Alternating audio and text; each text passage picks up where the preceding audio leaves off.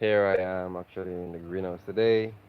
Uh, I'm actually doing my point of view in points to consider when you're starting a nursery business for maybe a young person, maybe an ageable person, either when doing a greenhouse. First of all, I would say you need to actually like look for your location. Where are you gonna have your location? You don't want to have your location too far away, and you don't want to have your location too close to the town. It's a very good idea to do it close to the town, but normally for farmers, you want to put it a special place that you know. You're gonna meet farmers, you're gonna a lot of different persons, and the town is very good, but actually sometimes the water supply is another problem, and that's another point you gotta consider also. So first of all, you look at the location where you can set up a greenhouse as the first step. That location got to be in a idle spot where vehicles are running up and down, and also in a clear area, at least like you can say like a 50 feet on the both side, free space so that persons can see the structure. And another thing, you gotta have some sign. You're gonna have your sign with post up, so persons know what the structure is all about. Secondly, you wanna be close to a river. So if you're in a country and you're actually like you have a river that you know you can rely on for water supply, which is very good water for the plants. It's heavier than even the chlorine water from the pipes. And for the chlorine water in the pipes is good for even germinating seeds. But you want the river water so when your wet plants be moist, the sun doesn't dry them out too fast, and you have them looking good. So after you got the stuffs, you got your location, you even got your source of watering, which is a very good source of watering. Then what you need also is thing you can consider. You don't want to start by buying. If you got the finance or if you're taking a loan, then you will have the money, right? So I would say actually like you want to say like the seeds you want to start with is the best variety seeds. So if you're taking a loan, you know that your pocket can reach that year. So you want to actually like take your seeds like high tropical kind of versions, fried. You want to go higher in tomatoes. You want to do things like deli. You want to do very good sized tomatoes also. So you want to mix it up a bit. So that's another step to consider. And I will say the reason why I will consider you buying the best variety seeds is because they can take the chiefing, also even the watering and the manuring, even whatever manner you may use, the fertilizer, is going to be a very good ideal for your plant. Okay? So your plant's already having that structure because it's a very good variety. So when it bursts, it shows you powerfulness, it shows you greenness. It looks very good, attractive to your farmers. So if your farmers come to buy and purchase and they see that it's looking okay, then they know for surety, then yeah, that's a good place to purchase. And that's a key point to consider if you're starting a greenhouse because you know for surety your farmers are looking for quality plants, not plants that they gotta have to plant and still care of. They're looking for plants that when they get it, it's just to put it into the ground.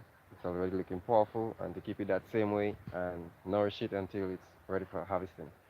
So that's another key point to consider. Or another key point again I can tell you to consider is when buying your trays, actually I have this tray as you can see, this is the 128 holes. When I started with a 98 holes, so that was a little problem for my farmer coming to get the plants. But now I can afford the 128 holes. So if you're doing, as I said, if you're taking a loan, it's even better and easier for you. So you can get them trays the right size, the right amount of holes. There are trays even up to 255, 280 something. If you want to start with these, farmers like those stuffs. They will pay for it because it's more plants.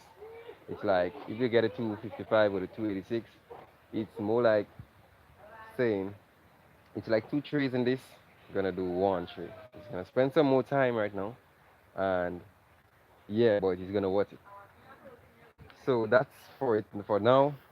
Another key point to consider again is your show you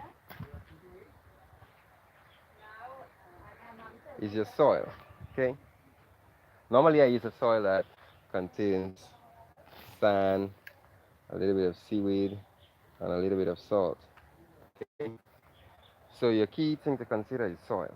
Uh, for this, I will say, farmers tend to look at your soil structure. That's the first thing you look for in the greenhouse. Sometimes they ask you what type of potting mix you use, if you make your own mix, and if it's beneficial.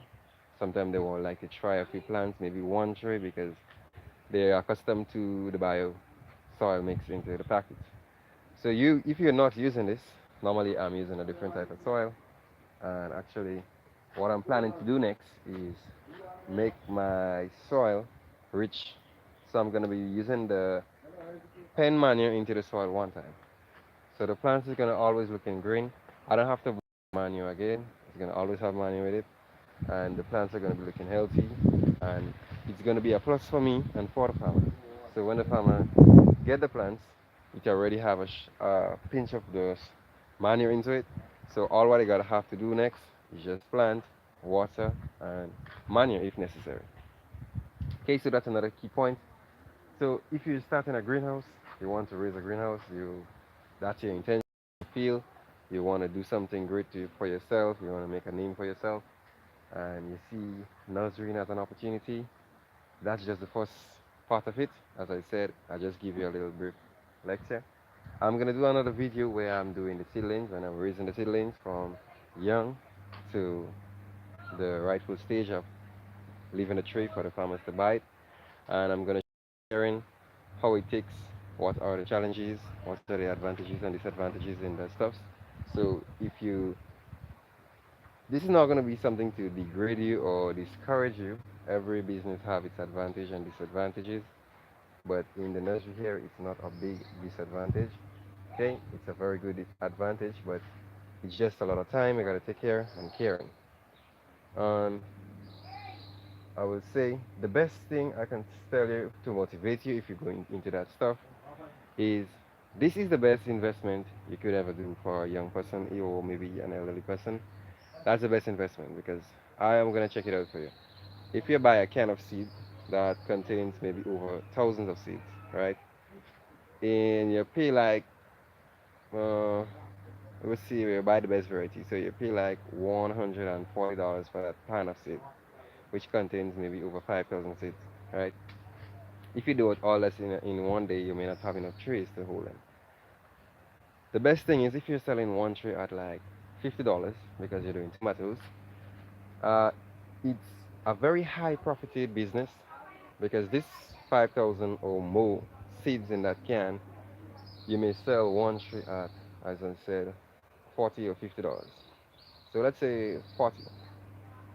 So you buy that pan of seed for 100 and let's say, as I said, 120, 140, maybe around there.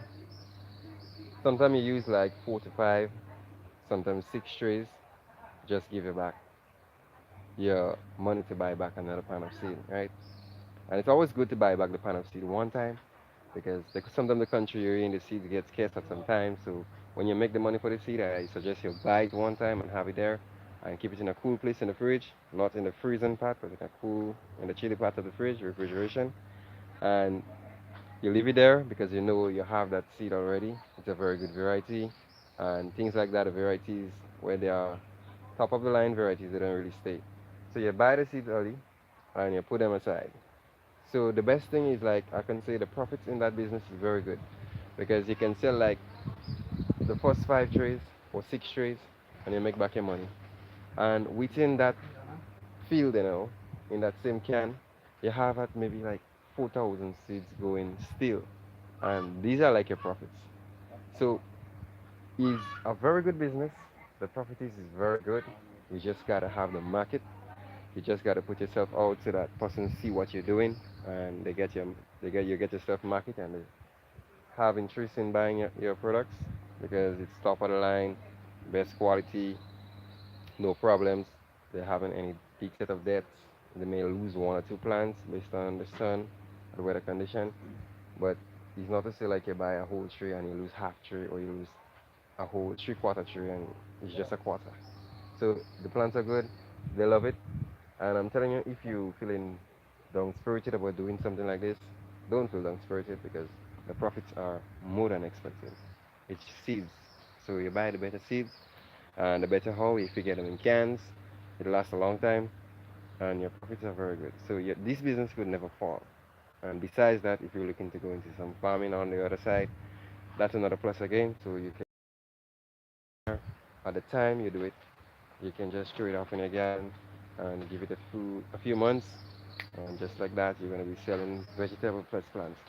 So today, guys, thank you all for watching on this live. So that was just the first part of points to consider if you're doing a nursery.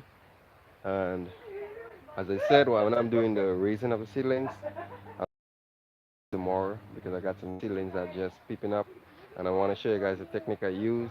So if you want to follow on my live, because that just the live I got time to do. I don't got time to do the video anymore, so because I got a lot of things doing. So I'm gonna show you guys how it started, what is the best procedure to use if you want to start your little thing. Maybe you just want to do your little gardening and you may buy a few trees and you want to hatch some seeds and you're having problems with the seeds being germinated. I think that's where it's coming. So I'm gonna be doing live on a daily basis so that you guys can see. And I believe the live is a better thing so you can see like from the start to the finish. With a video, sometimes your memory stop and then you gotta come back and continue and stuff like that. So thank you all for watching. I'm gonna be heading out right now. So this is what the nursery looks like for now. And as they're growing, I'm gonna keep you guys posted. Thank you all, and I'm out.